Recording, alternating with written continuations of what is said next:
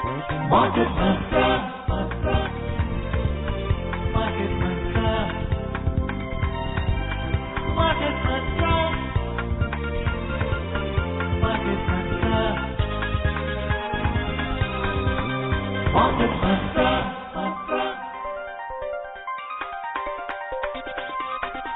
Market Mantra. This is All India Radio. Good evening and welcome to another edition of Market Mantra, in which we give you a complete update on the economic news of the day. And today being Saturday, we'll also be taking calls from you, our listeners, on any queries that you may have on business, economic and stock market matters. But do remember that we do not address stock or company-specific queries. You can call us on 2331-4444, 2371-7106 and 2342-1050. I am Gaurang Dhawan Lal and with me is my co-anchor in Hindi, Harsh Ranjan. नमस्कार, हाजिर हैं market मंत्र के एक और ताजा अंक के साथ। इस कार्यक्रम में देश विदेश की आर्थिक खबरों का जायजा लेते हैं, साथ ही नजर डालते हैं प्रमुख अंतर्राष्ट्रीय शेयर बाजारों पर। और आज दिन शनिवार का है। आज के दिन आप हमसे चाहें तो शेयर मार्केट से संबंधित, देश की अर्थव्यवस्था से संबंधित, कृषि से संबंधित कोई भी सवाल हो तो जरूर पूछ सकते हैं। 3 टेलीफोन लाइन्स हमने आपके लिए खोले हुए हैं। नंबर्स हैं 23 31 44 44, 23 42 10 50 और 23 71 71 06। तीनों नंबर दिल्ली के। तीनों नंबरों से पहले दिल्ली का एसटीडी कोड 011 जरूर लगाएं और आप हमसे सवाल पूछें। आपके सवालों का जवाब देने के लिए हमने खास तौर पर स्टूडियो में आज आमंत्रित किया है हरवीर सिंह को। हरवीर सिंह एडिटर हैं रूरल वॉइस की। देश की कृषि अर्थव्यवस्था पर इनकी अलग से पैनी नजर रहती है। आपका बहुत बहुत स्वागत हरवीर। धन्यवाद। And now let's begin today's edition of Market Mantra with the headlines in English. Thank you, Harsh, and welcome Harveer ji to the program. A quick look at the headlines. Group of 7's G7 top financial leaders have pledged to bring inflation under control in Niigata, Japan. Ministry of Corporate Affairs establishes CPACE, process-bound striking off of companies from MCA register. And U.S. stocks end slightly lower on last trading day of the week, led by weaker mega caps. G7 देशों के अगले सप्ताह Japan के Hiroshima में होने वाले शिखर सम्मेलन से पहले वित्त मंत्रियों और केंद्रीय बैंक के प्रमुखों की हुई वार्ता में दुनिया भर में महंगाई दर कम करने की प्रतिबद्धता दोहराई गई। कंपनी मामलों के मंत्रालय ने कंपनियों का निबंधन समाप्त करने की प्रक्रिया को सरल बनाने और सार्थक तथा उपयोगी डेटा की उपलब्धता सुनिश्चित करने के लिए CPACE प्रणाली जारी की। और अमेरिकी बाजारों में सप्ताह के अंतिम कारोबारी दिन आज मामूली गिरावट दर्ज की गई।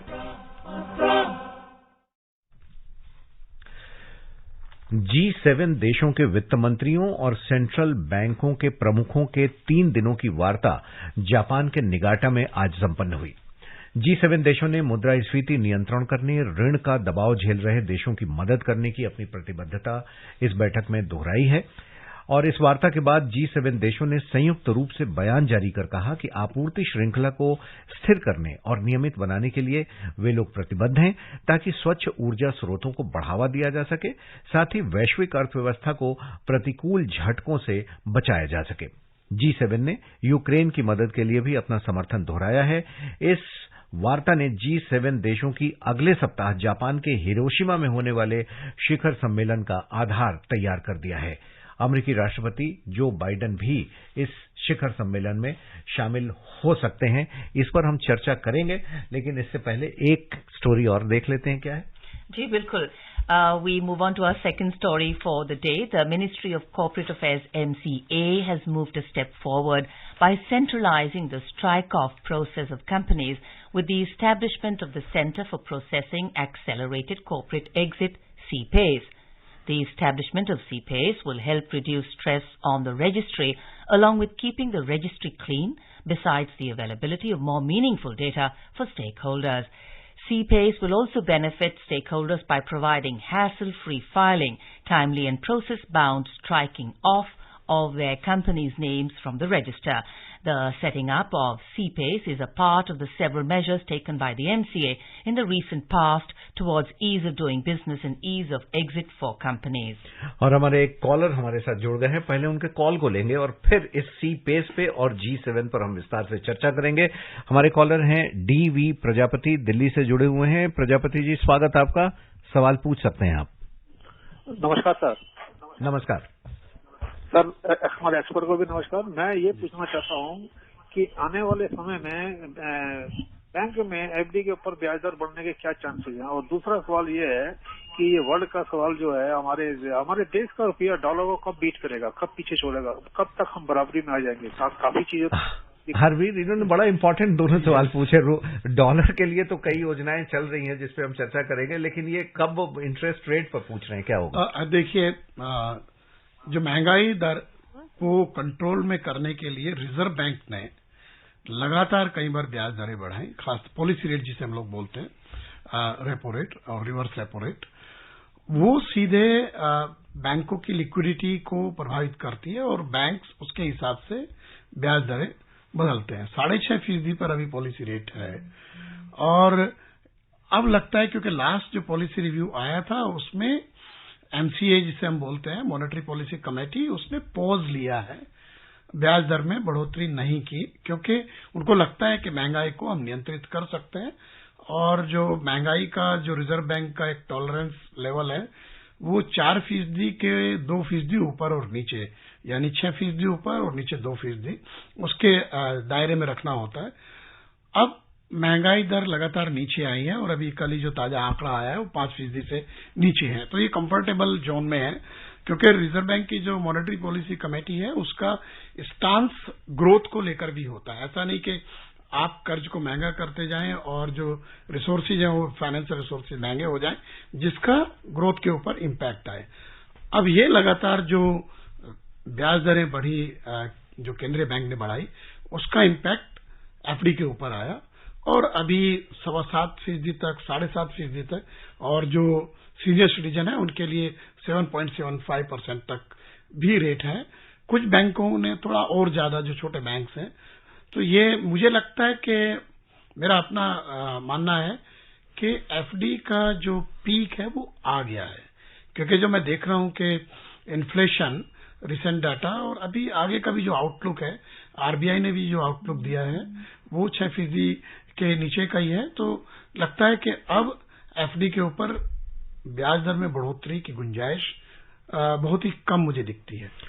दूसरा आपका सवाल वो जो फॉरेन करेंसी को लेकर के है, ये थोड़ा सा बहुत सारे फैक्टर्स होते हैं, ये किसी देश के हाथ में नहीं है कि वो दूसरे देश की करेंसी के साथ जो एक्सचेंज रेट है उसको कहाँ ले जाएं।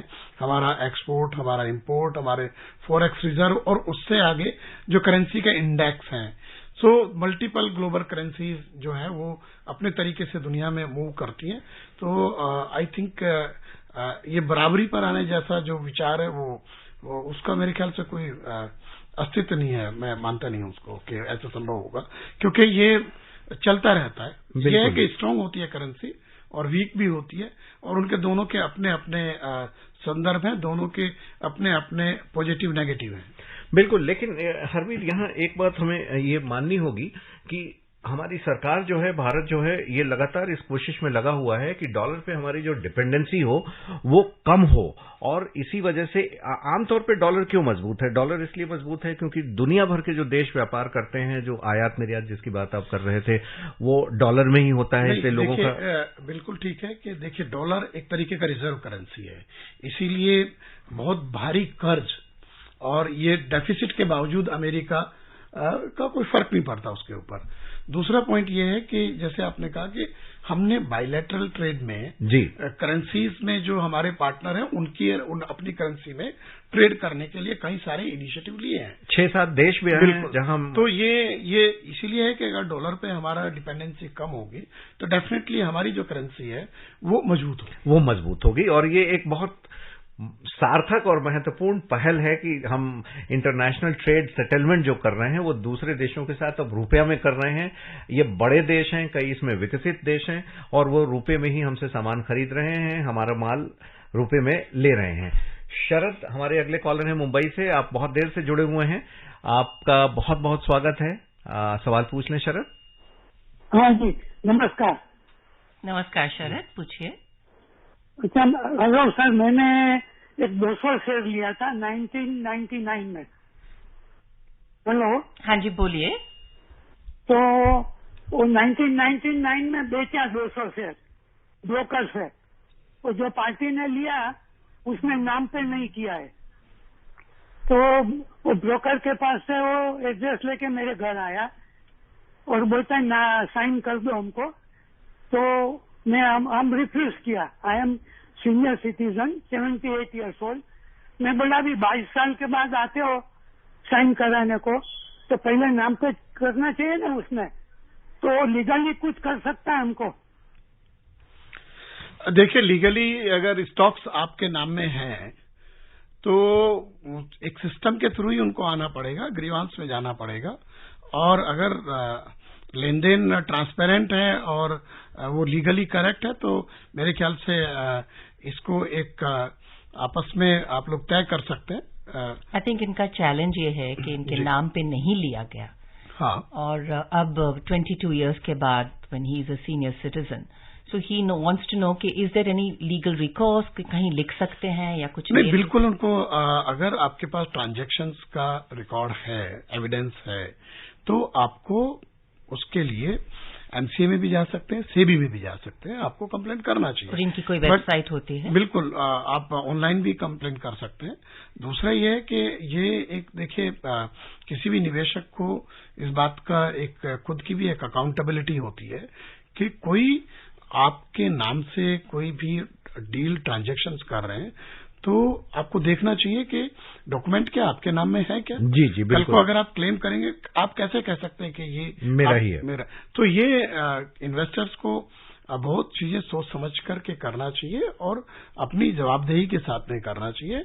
And documents must be clean. और आजकल तो everything has become online, it is clear. So अपना पेपर ट्रेल, अपना जो सारे डॉक्यूमेंट्स हैं, लेजिटिमेट होल्ड, इसको रखना चाहिए। एंड अवेयरनेस तो बढ़ ही रही है। I think that's important. आइए चलते हैं Ghaziabad. We have Gaurav on the line. Gaurav, please ask your question. Good evening Market Mantra team. Harveer ji नमस्ते। Good evening sir. मेरा सवाल ये, अभी अनइवन जो रेन हुई, अनइवन जो रेनफॉल्स हुए ऑल ओवर इंडिया में, और वो कह रहे हैं एल नीनो की आशंका जताई जा रही है जिसमें शायद से बारिश ना हो या कम हो, तो इसका क्या प्रभाव कृषि पे पड़ेगा और इसका क्या इकोनॉमी पे हमारा प्रतिकूल प्रभाव पड़ेगा? इस संदर्भ में एक और सवाल है कि इससे करंट अकाउंट डेफिसिट पे कोई रिलेशन है क्या इस बात को लेके, जो रेन डेफिसिट होती है या रेन एल नीनो होता है, इस तरह के ये प्राकृतिक आपदाएं हैं या ये होता रहता है? क्या वजह है सर एल नीनो? देखिए, एल नीनो ये होता है कि जो प्रशांत महासागर है उसका जो ईस्टर्न इक्वेटोरियल जिसे हम बोलते हैं, वहां पर जब सी सरफेस लेवल का टेम्परेचर बढ़ता है तो उसका जो वेस्टर्न इक्वेटोरियल है जो ऑस्ट्रेलिया और इंडोनेशिया की तरफ है, ईस्टर्न वाला आपका अमेरिका के नीचे की तरफ और पेरू के आसपास का इलाका है। जब ये लेवल बढ़ता है टेम्परेचर का और जब ये नॉर्मल से 5 डिग्री हो जाता है तो वो माना जाता है कि एल नीनो का इफेक्ट आ गया है। उसका इम्पैक्ट ये होता है कि वहां क्लाउड फॉर्मेशन होने लगता है और वहां पर ज्यादा बारिश होती है, और इंडोनेशिया और ऑस्ट्रेलिया की तरफ क्लाउड फॉर्मेशन के नेगेटिव इम्पैक्ट आता है, वो वीक होता है। हमारा जो मानसून है उसमें काफी कुछ ये हिस्से का असर पड़ता है, उससे मानसून की बारिश के कमजोर रहने की आशंका पैदा होती है।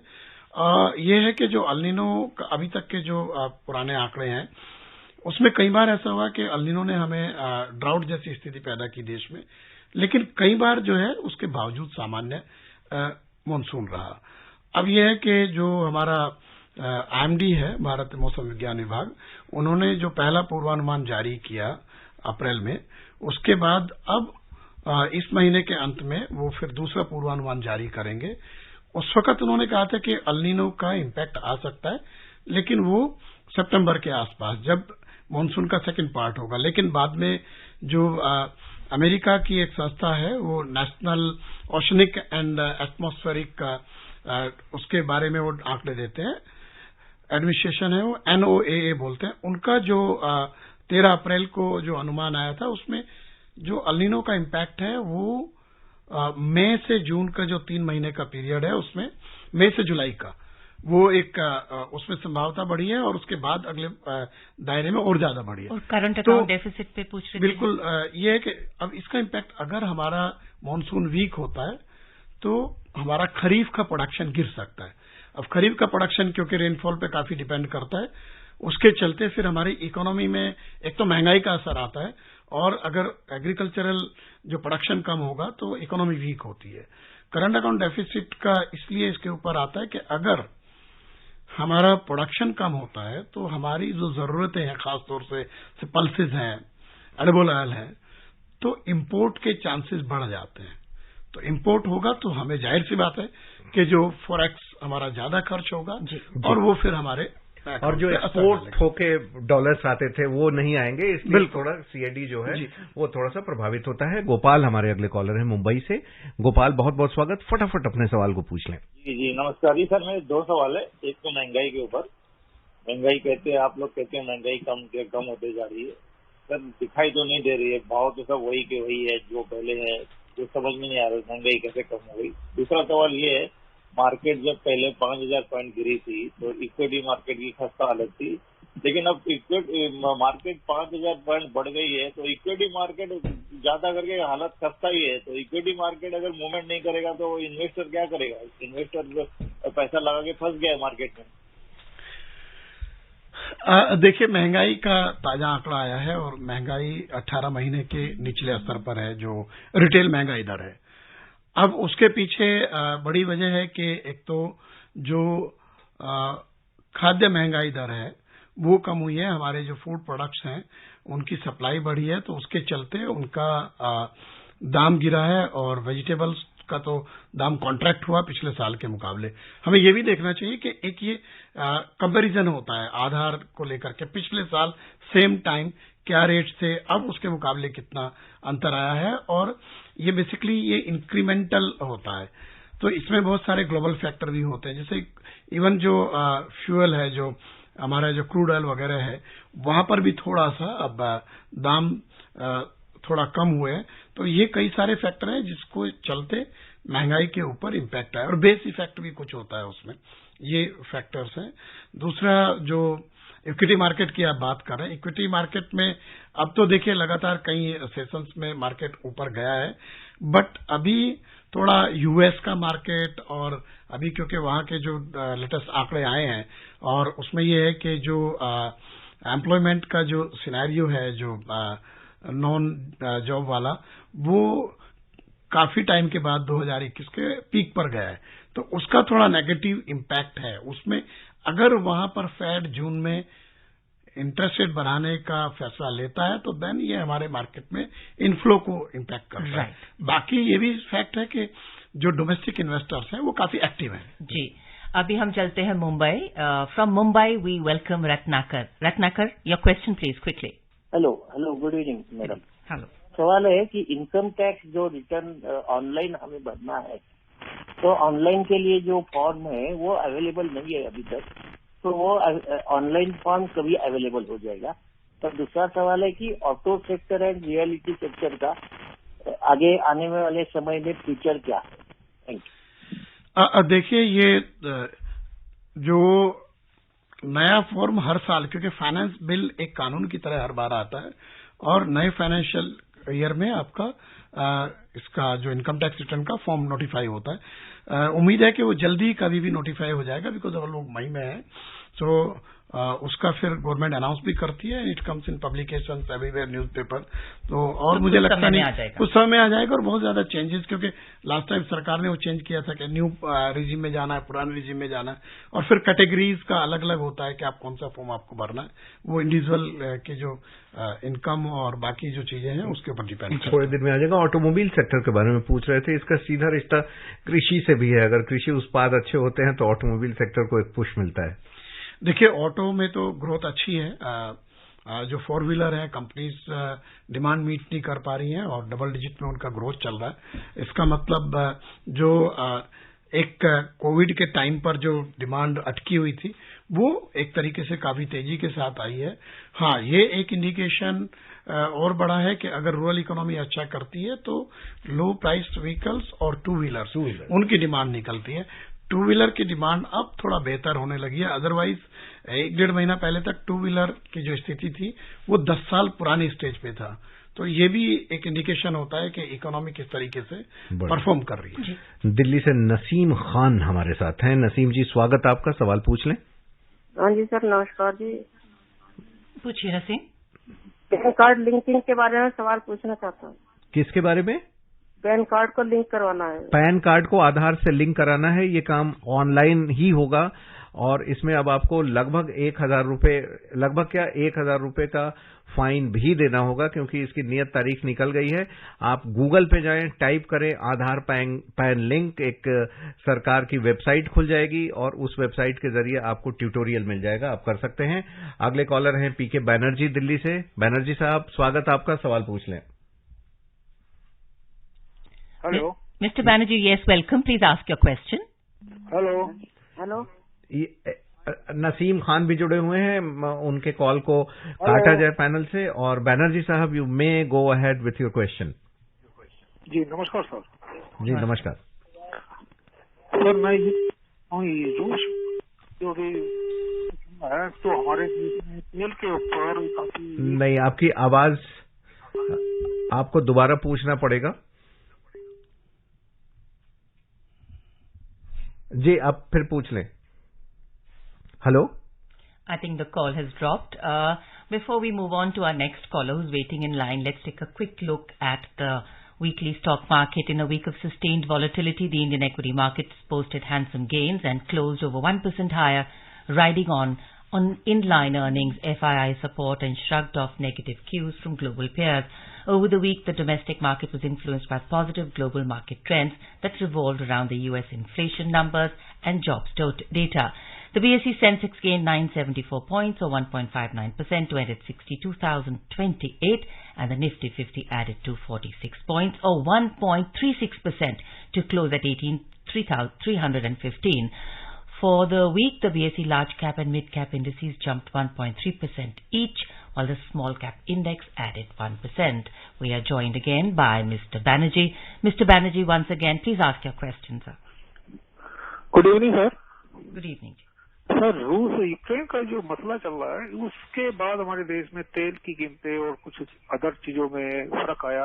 अब ये मामला ठंडा हो गया, क्या रेट में कुछ कमी आएगी हमारे देश में जो तेल से उत्पादन हमारे सामान है? और दूसरा, जो गोल्ड की कीमत कहाँ जाने की चांसेस हैं और फिर वापस कहाँ तक आने के इसके उतार, क्योंकि चढ़ता भी जल्दी है उतरता भी जल्दी है। ये देखा जाता है कि जब शादियां आती हैं तो सीजन होता है तो उस समय अपने आप ऑटोमेटिक इसके रेट बढ़ जाते हैं, कोई कारण नहीं होता, सिर्फ शादी के कारण ही ये मार्केट में बढ़ जाता है। Thank you sir. देखिए, क्रूड का दाम तो इंटरनेशनल मार्केट में जो भी प्रोड्यूसर्स हैं, ओपेक है प्लस बाकी जो कंट्रीज हैं, वो डिमांड सप्लाई के हिसाब से तय होता है।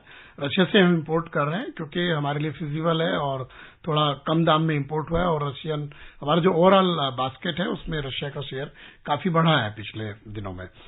तो लेकिन अभी दाम में कोई परिवर्तन होगा ये तेल कंपनियां तय करेंगी, क्योंकि अब जो डायनेमिक जिस तरह से था कि हर हफ्ते और जो चेंजेस वो नहीं हो रहा है, और तेल कंपनीज को पहले नुकसान हुआ, वो उन्होंने जो लॉस थे वो सेटल किए, बट अभी उनके लिए कंफर्टेबल सिचुएशन है और काफी अच्छे रिजल्ट्स भी आए हैं ऑयल कंपनीज के। लेकिन ये अभी कहा नहीं जा सकता, क्योंकि ये जो मेन थिंग है, हमारा ऑलमोस्ट 85% हम लोग इंपोर्ट करते हैं और वो ग्लोबल प्राइस मूवमेंट पे डिपेंड करता है कि किस तरफ मूव करेगा। दूसरा सवाल भी इनका था गोल्ड के बारे में, गोल्ड को लेकर के। गोल्ड का अभी जैसे गोल्ड का प्राइस कल थोड़ा कम हो गया उस तरह से, क्योंकि डॉलर मजबूत हो गया, और ये दोनों के बीच में एक काफी बड़ा रिलेशन है, और कई सारे सेंट्रल बैंक्स ने पिछले दिनों गोल्ड खरीदा, वो एक बड़ी वजह रही गोल्ड के प्राइस मूवमेंट को लेकर के। अदरवाइज हमारे जो घरेलू बाजार है उसमें गोल्ड के प्राइसेस अब इंटरनेशनल मार्केट के साथ अलाइन है, वहां जिस तरह से मूवमेंट होता है उसका सीधा इम्पैक्ट हमारे मार्केट पे आता है। Harveer ji, we move on to our final headline of today. US stocks ended slightly lower on the last trading day of the week, led by weaker mega cap shares. Following their recent rally, as data showed, US consumer sentiment dropped to a 6-month low. The Dow Jones was barely lower in its 5th straight day of declines, the blue chip index's longest losing streak in 2 months. In May, consumer sentiment dropped to its lowest since November as a standoff to raise the federal government's borrowing cap added to worries about the economic outlook. Investors are concerned that the Fed's aggressive interest rate hikes could push the economy into recession. Fed Governor Michelle Bowman said on Friday the Fed will probably need to raise rates further if inflation stays high, and the Dow Jones Industrial Average fell 0.03%, the S&P 500 declined 0.16%, and the Nasdaq Composite Index ended 0.35% down. Harviji, you had earlier mentioned that the Fed is likely to raise it now, and there are fears of a recession. How do you see this panning out? I think this is a very typical situation. Globally, if you see, in European countries, inflation is very high. And US, it has come a little bit down and continuously basically raised by US Fed is affecting, but now it's also affecting on the other side, the economy. If you are increasing the interest rate and economic activities are getting slowed down, so then you are also inviting a recession. But I think the fear of recession has diluted a little bit. If we have seen, because since many months it is coming that it is in recession, or even some economists said that we are already in recession, but numbers makes a different kind of a story in that case. We have seen good results for some companies. So I think one has to wait US Fed's next call, what way they want to go, and whether in controlling the inflation is the most important factor, or to keep the economy going on the upward trend is also important. Right. I think two words have really entered the language of economists. One is wait and watch and the other is volatility. I think we use it so often because that's how the global conditions are. Naturally आपने कहा कि इस समय जो US में है, थोड़ा सा अगर हम देखें तो इन्फ्लेशन डाउन हुआ है, और इस डाउन का असर ये हुआ है कि एक बार फिर से एफआईआईज, अगर इस हफ्ते में हम डोमेस्टिक मार्केट की बात करें, जैसा अभी गौरव अभी पढ़ रही थी कि पूरे 1.5% के आसपास बीएसई बढ़ा है, 1.25% से ज्यादा निफ्टी बढ़ा है। घरेलू निवेशकों का तो उसमें उत्साह है ही, एफआईआईज भी काफी इसमें पुश मिला है एक बहुत जबरदस्त, जिसमें यूएस जिसकी हम चर्चा कर रहे थे वो एक फैक्टर है। इस सप्ताह मार्केट में आप कैसा देख रहे हैं? ये सवाल अंतिम ही हो सकता है क्योंकि समय कम है। असल में देखिए कई सारे फैक्टर रहेंगे। एक तो जाहिर सी बात है कि मार्केट ने एक लेवल फिर से अचीव किया पिछले कुछ सेशंस में, और उसमें बड़ा फैक्टर रहा है एफआईज के फ्लो का, उसने बूस्ट किया मार्केट को। लेकिन जो यूएस का जो आगे का इंडिकेशन है उसमें देखना पड़ेगा, अगर कहीं से इस तरह का लगता है कि वहां इंटरेस्ट रेट बढ़ेंगे, that will directly affect inflow of FIs investment in our market. Right, and I think जो इंटरनल मार्केट की हम स्ट्रेंथ की बात करते हैं, तो you think we are strong, our domestic market? Yes, actually, if you see that the number of investors and the additional number of demat account opened in recent past and flow to mutual fund schemes is big, because market has given a good return. Right. I think if we see the other option of investment, market has reasonably gave good return on the investment. That's fair, because and also what people have done, and I think because they're jigging their portfolios because certain sectors are doing well, and based on that. Yeah. Definitely, and you know the market, you cannot predict. True. Even sectors. बिल्कुल, और आज के लिए वक्त खत्म हो रहा है गौरव। बहुत सारे कॉलर्स हमसे जुड़े, आपने सवाल पूछे, आपका बहुत बहुत धन्यवाद, और हरवीर जी आपका भी स्टूडियो आने के लिए बहुत बहुत धन्यवाद। धन्यवाद। Absolutely, Jay Vijay, thank you very much. A quick look before we close at the headlines. Group of 7 G7 top financial leaders have pledged to bring inflation under control in Niigata, Japan. Ministry of Corporate Affairs establishes CPACE, process-bound striking off of companies from MCA register, and US stocks end slightly lower on last trading day of the week, led by weaker mega caps. And that's it in this edition of Market Mantra. Namaskar. Namaskar.